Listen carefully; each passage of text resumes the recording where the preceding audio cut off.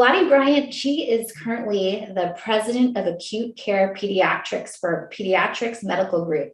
She was the co-founder and CEO of Nightlight Pediatric Urgent Care for 14 years before the company was acquired in March 2021. She got her degree from Cornell, both her industrial engineering degree, which I love that because I also majored in IE, also her MBA from Cornell. She's also a mom. She has two kids, a teenager and a boy and a girl, and they love to travel and enjoy places and also volunteer. So I'm so excited, Zawadi, for you to be here and learn about your story. Thank you so much. Thank you so much for having me. I'm excited. So Zawadi, I want to start with your background, just your upbringing and how that has shaped your career path and particularly where you are today. Yeah, so I grew up in Austin, Texas.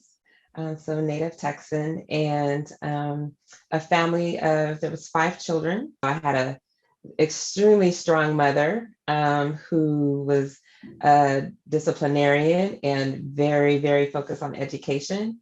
And so even through all the ups and downs and, being in poverty and, moving around, looking for places to stay and just craziness, I would just characterize it as that. She was just steady and constant. She was like, you're going to go to school, you're going to excel, you're going to participate in extracurriculars. And so it was like this dual life, where we had like just steady focus on education, and then craziness at home. So it just, like people at school just had no idea of all the insecurities, food and housing insecurities that we had growing up, because my mom was just very consistent about, how we were to present ourselves at school and what the expectation was. And so we all excelled, went on to get college degrees and, are thriving citizens and contributors to society. And so I think that's really what drives me. And just I saw what was possible. And my mom also had the fortitude and the insight to connect me with people that were professionals, women of color that were professionals, that were engineers. So even at a young age, I knew what an engineer was, and I saw that they were professional. They drove nice cars, they lived in nice houses. So I'm like, I want that. So, and it's like, that's why I think mentorship and exposure is so important to kids, because you just don't know what a child is going through, what they're experiencing. But when they see something, you can spark something in their imagination and expose them and show them that there's a different path. And so that's what my mom did for me. She introduced me to women that she worked for, that were engineers, that were project managers in the tech space. And that's what I aspired to. I just studied them. I asked them where they went to school, what they studied. One of the women who I loved and was a great mentor went to Cornell. So that's how I knew about Cornell. And otherwise, I would not have known about Cornell. And so I just followed what I saw, and saw that there was a path out of the insecurity that I experienced as a child. And so that's what really propelled me and drove me to just go a different path. So Zawadi, it is interesting to hear just how you talk about your childhood, because it was hard. And yet you have this bond with your mom. She provided some stability in that there was a commitment to education and also these extracurricular activities. And so I'm curious, as you reflect on your childhood with both the hardships and also what you learned from that. I just think it's like community. There was people that went out of their way to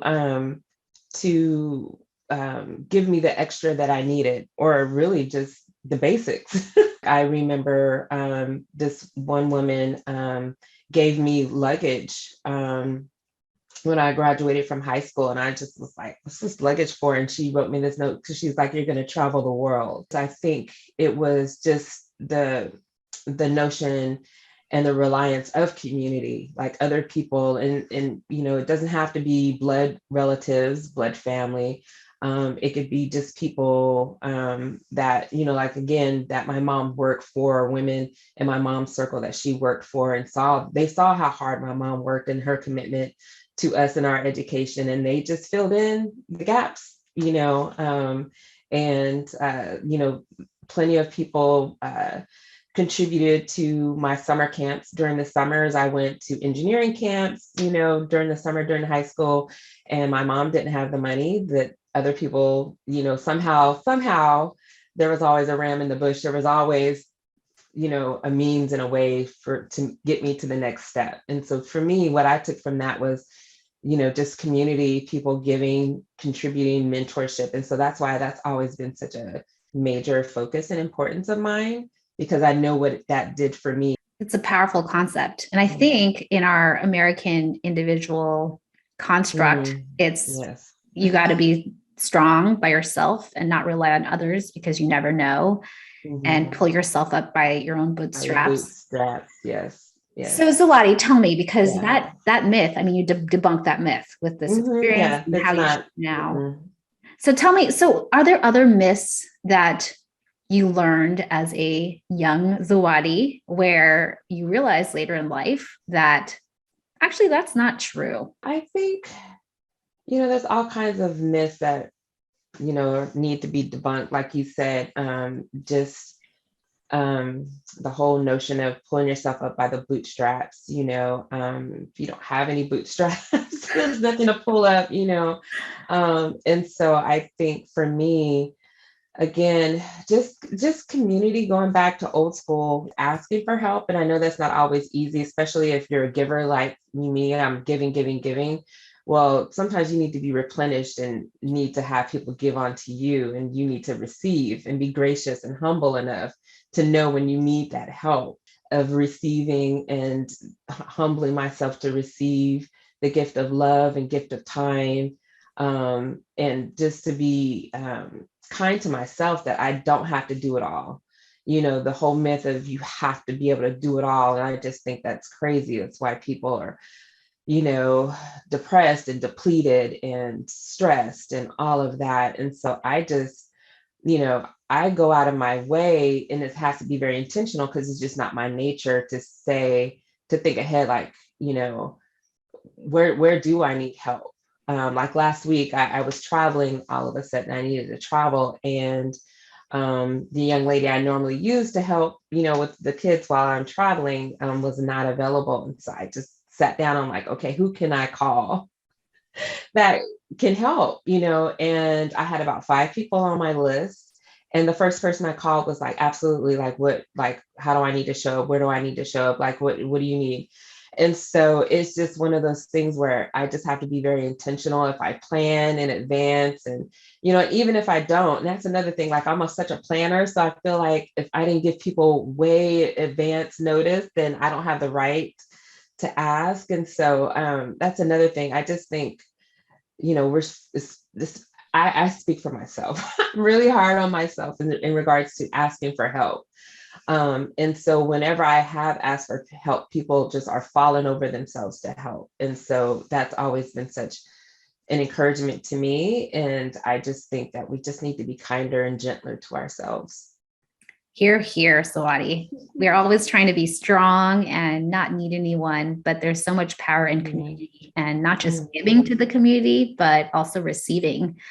And it allows people to show love. Like, oh, Zawadi asked me, like, I have something of value that I am able to give you. There's a certain humility and reliance on each other that brings us closer together. So powerful. Zawadi, I want to go into this idea of trauma, because I'm also, let me just say honestly here, that I've faced trauma as a child as well. And that there is, as women of color, the process of healing, and that there's generational trauma passed on from parents, their parents, their parents. And I have realized later in life, I wish I had known this earlier, that there exists this trauma, and that without deliberate care, we can pass it down to others. And so I'm curious, Zawadi, for you, as you think about, I know you're very passionate about diversity, equity, inclusion, and you speak about these topics. Can you share with us your own reflections on trauma, if there's any healing that you can share about yourself, or just any thoughts about how to go about this? Yeah, I think definitely, you know, facing trauma is very important, for self-care, for healing, for progress, because you tie a piece of yourself up and it's bound and wound up, that, you just, in order to show up completely and freely, you just need to release yourself from that bondage. For a long time, I had like,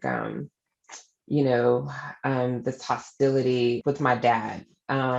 And so over time, over the years, I did seek some help and understanding like what that looked like and how that was showing up in my life. And it was, had effects on how I was relating to my husband. And so, and seeking that help and getting some ways and some tools, we all just need tools in our toolkit. A lot of times, like you mentioned, is generational.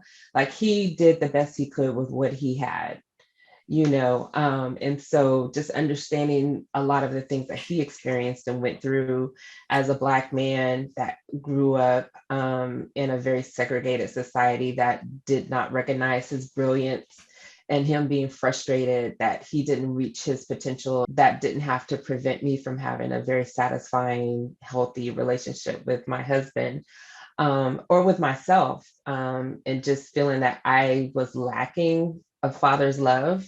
Towards the end of his life, we reconciled, and I knew kind of like how to set boundaries, how to set boundaries of what was safe and what was protective for me.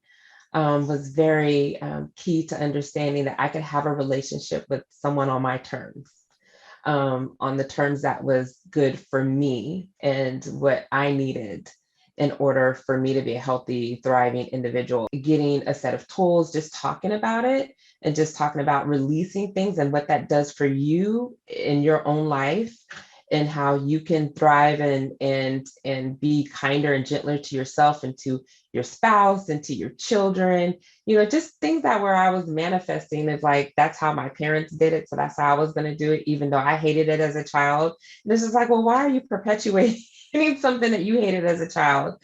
Like, let's unpack that. Let's understand, like, how can we do things better? So just challenging myself, even like, I know better, so I should do better. So just understanding like how I discipline my children, how do I affirm them, I'm very intentional about it. And because we don't have a manual or rule book about how to parent, a lot of us are just following the footsteps of our parents, which may or may not be the best model. So I'm actually spending the time, just like I would do a job or an important project or whatever. I'm studying to see what's the best path forward with my children, just understanding their personalities and understanding, what motivates them is completely different. And just having that's so completely different than how my parents parented us. I think it's worth the time and effort and intentionality for me to figure out what's the best way to get them from point A to point B, so that when they leave my house, that they are thriving, contributing citizens to the community and to the world. And so I think that completely is different than, my parents' parenting style. Is completely different than what I had initially gone into this whole journey being a parent. But through my own journey, through my own therapies, just like, okay, I want to do better. I want to do better. I want to do significantly better. And that old myth, I turned out okay. I think my parents we were all very fortunate that we turned out okay, considering the circumstances. So I'm not willing to roll the dice with my own children. So I'm going to try to be a little bit more intentional about, our path forward. But I think for me, just understanding like just what I went through and just how fortunate I am that I did make it on the other side. And so like, what are the good things that I experienced? Lots of love. I had tons of love. My mom just teaching us grit and determination. Like she had 3 jobs always. She was always working. So just making it like you got to grind. Like, she was a hustler. So like I learned that. So there's things that I learned and gleaned from the experience that I'm like, okay, I see what hard work gets you. I see what a goal gets you. She was like, you're gonna get your degree. That was never up for debate. So so the love, the grit, the hustle, the goal, like, okay, all of that was good. Like some of the other stuff I'm gonna scrap. Scrap all the rest of that. And just harness that and then add in some stability, add in the affirmation. I think the biggest thing was the stability. I'm still on my journey. I'm still trying to figure out what exactly Zawadi Bryant wants to be when she grows up. But, I think that I don't harbor any hatred or any, I don't harbor any of that. I have released my father as well as my mother from what I experienced, just understanding that they did the best that they could with what they had. Wow. That is so powerful, Zawadi. And for our audience, just to help to codify the amazing wisdom that you shared with us, I'm going to just try my best to share the many tools.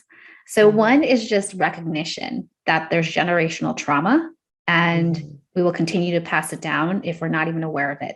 So one is awareness. Second is seeking help, that there is nothing wrong or weak about seeking help. In fact, it's a power move to get some licensed therapist or anyone who has the skill to support us through these difficult times, whether it's talk therapy or any of these other methods.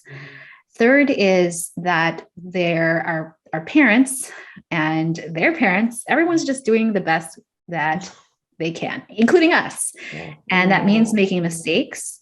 So there's a sense of humanness that doesn't rid the experience, but it acknowledges it happened, but we all did the best that we could. And there's both upsides. Fourth is there upsides that have helped shape who we are today. But 5, there's also the not so upside. So the downsides, the ones that we want to release. And so being really deliberate about what we release is critical. And then 6, that we can decide. We can decide for ourselves what the narrative is, how we raise our children, how we partner with the people we love.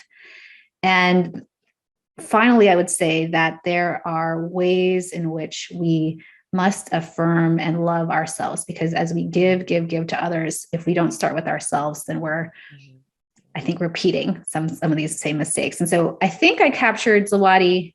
You did. These great tools. That's amazing. You're so gifted. Zawadi, I want to actually drill down because you said something very powerful, and it's one that I didn't yet capture, but the idea of boundaries, because you had mentioned that as part of releasing and having this reconciliation of moments, especially with your father, that you had set boundaries. And can you just give an example of what that means? Because people talk about boundaries, but then to actually hold them for this experience, could you talk about that? You can only control what it's in your sphere of control. I can't change other people. I can change myself, but I can't change other people. I just recognize, like, I wouldn't love books if it weren't for my father making us get up every Saturday and Sunday and read books and analyze them and have debates. And I mean, we did all of that in our house, so again, another upside. And so like my critical thinking comes from my father. But he's a manipulator. We would build this relationship and I'd call him and we'd have these discussions on politics. And at the end of the conversation, it's like, well, daughter, I need this, I need that. And this whole thing. And then before I know it, it's like thousands of dollars out of my pocket. And my husband's like, what's going on? And so I like, okay, I got to put boundaries. Like, that's not okay. I realized like the discussions came with an ask at the end, you know?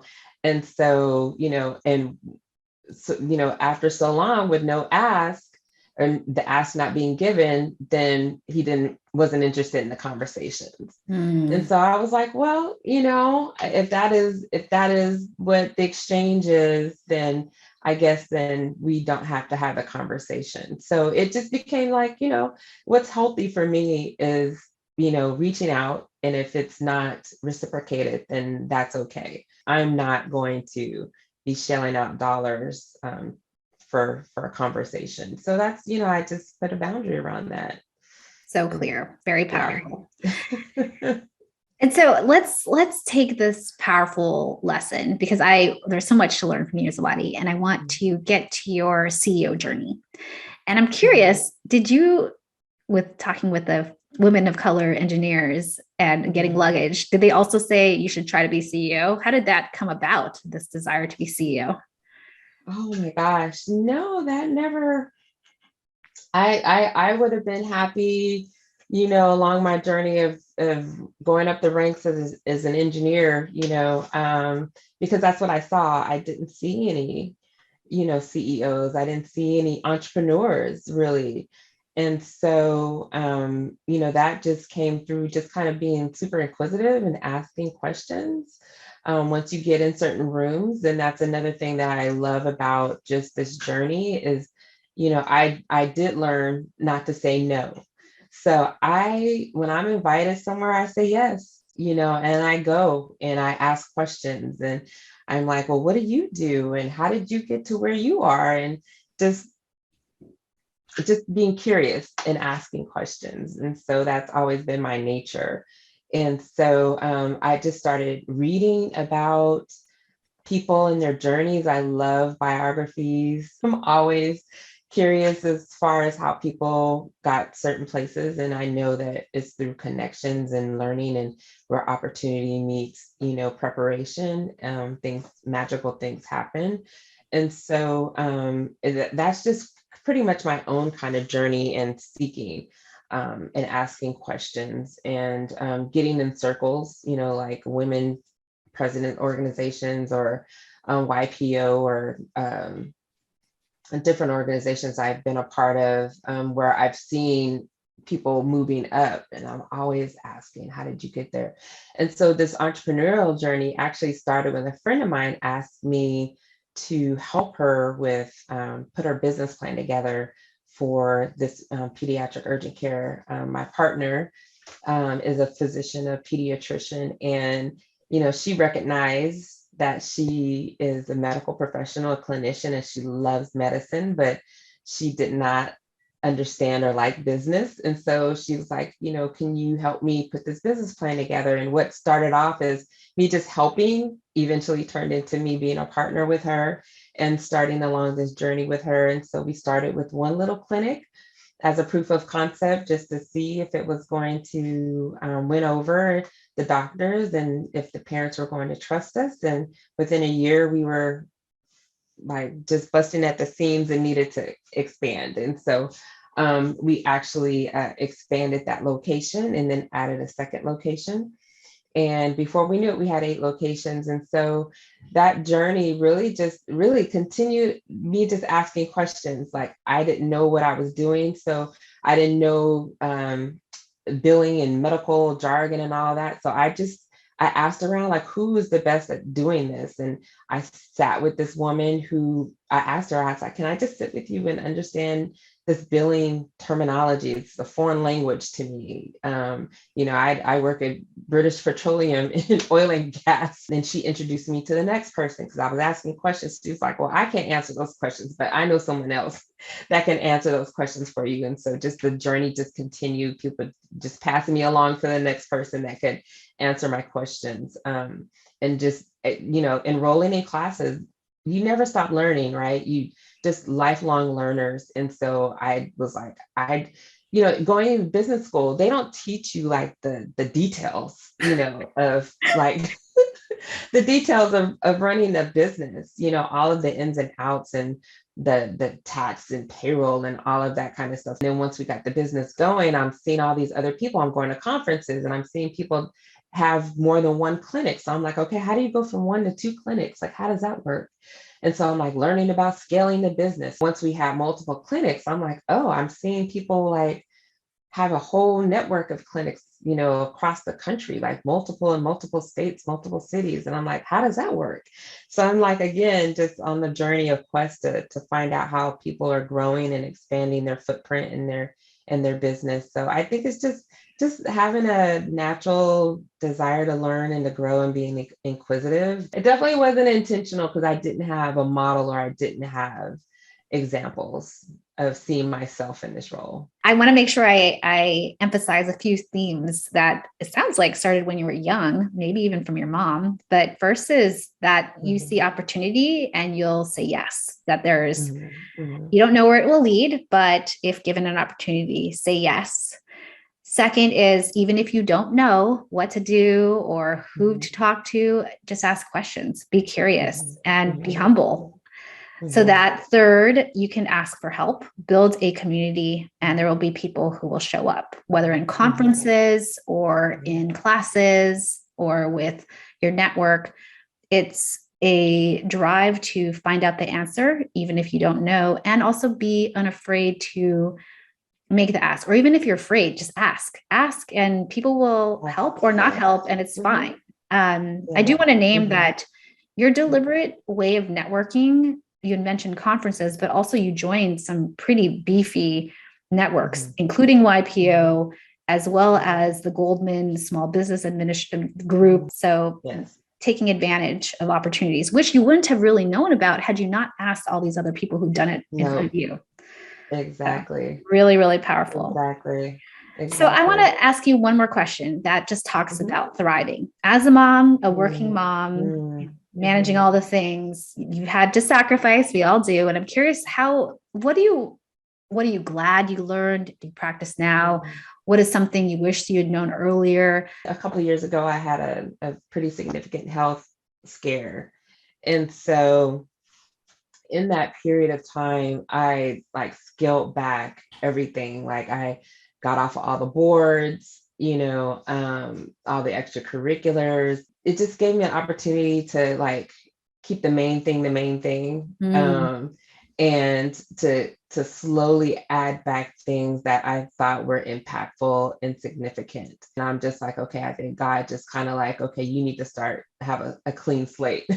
And the only way I'm going to do that is like by making you're going to have no choice but to slim down. We've all done this exercise, right? That whole put the big rocks in the jar. It's like we've all done this. So it's not rocket science. It's not something that we don't understand. It's just we don't do it because out of obligation or out of routine or out of whatever, relevance, like we find our relevance through some of these organizations or clubs or whatever that we're in.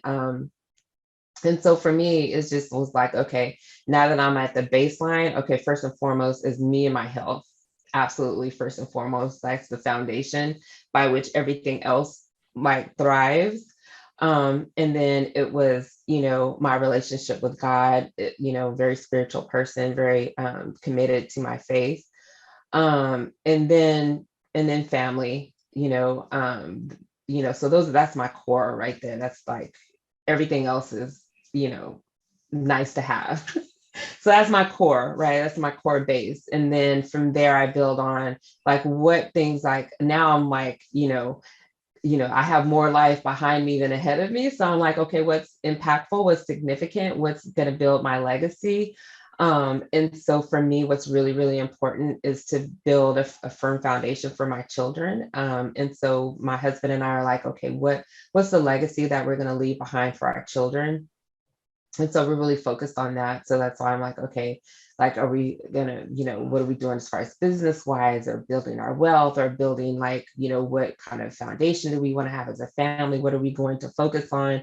Is it education, which is really big for us? Is it, again, building something around our faith and education is really significant for us, and mentorship. So that's really big for our entire family, we're all committed to that. And then all the other stuff can be added from there. I'm the board chair of our church's uh, school in Kenya. And I'm like loving that because that hits on a many things like, eventually we want to live abroad.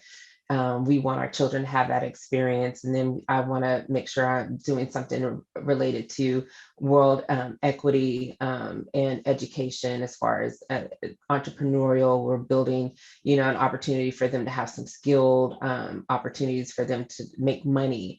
And so so I'm like, okay, how do I combine all the things I'm passionate about in a few things that, I can really dig in and go deep in making an impact and building a legacy, keeping the main thing, as I said before. It is so easy to say, yet hard to practice, keeping the main thing. And I love that story.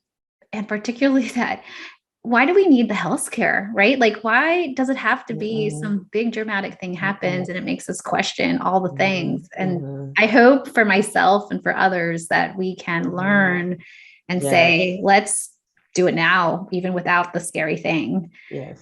So this is beautiful. You are beautiful. Let us go, Zawadi, to lightning round questions. Ready? Yes. Okay. Chocolate or vanilla? Vanilla. Cooking or takeout? Oh, cooking. Climb a mountain or jump from a plane? Climb a mountain. Have you ever worn socks with sandals? Yes. How would you rate your karaoke skills on a scale of 1 to 10, 10 being Mariah Carey? Ooh. I would say 7.5. You read a lot of biographies, and I'm curious if there was one of your favorites. I am reading Viola Davis. It's like, talk about harsh childhood. That's one thing about everyone's story. Is like someone always has something that's going to beat your story. So I'm just like, okay, Viola, you have it. It's the survivor instinct. It's just amazing. What's your favorite way to practice self-care? Spa. What's a really good professional development you've done? One thing that I'm doing this summer is I'm looking at Bill Gates' top 10 books that he recommends. And I'm like going to be committed to reading at least half of the books that are on his list. I used to be really good at that. Like my team, I would pick a book and we would read it and we would have a project around it. What's your definition of a boss mama? Oh, boss mama. Someone that,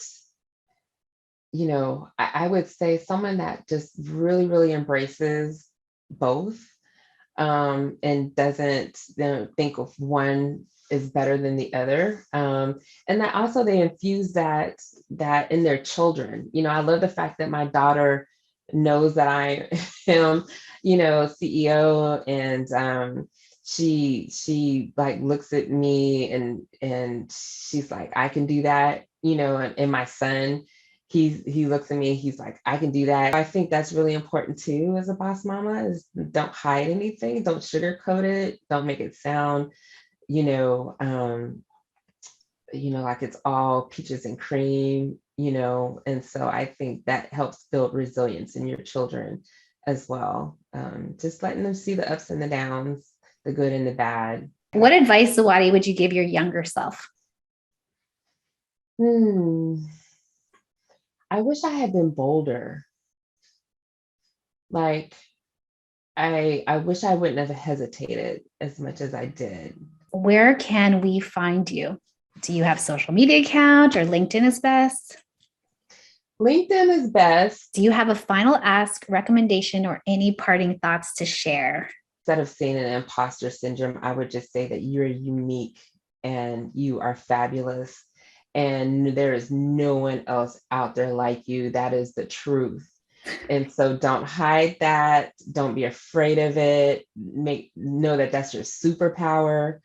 Not everyone's going to receive it well. It can be a lot for some environments. And so, just understanding like what environments will appreciate your fabulousness and your superpowers, and going in those directions. And so I think, for me, that's a parting thought. I'm still trying to figure it out. So if anyone has figured it out, let me know. Because I think it's a benefit to organizations to have this diversity and us show up as we are, not assimilated or sugar coated or vanillaed. Figure out how to harness all of this uniqueness, fabulousness, intelligence into something that's going to benefit you as well as the organization and company you are associated with. Beautiful. Zawadi, thank you so much for your time and your stories. So appreciate you. Thank you. Thank you for having me.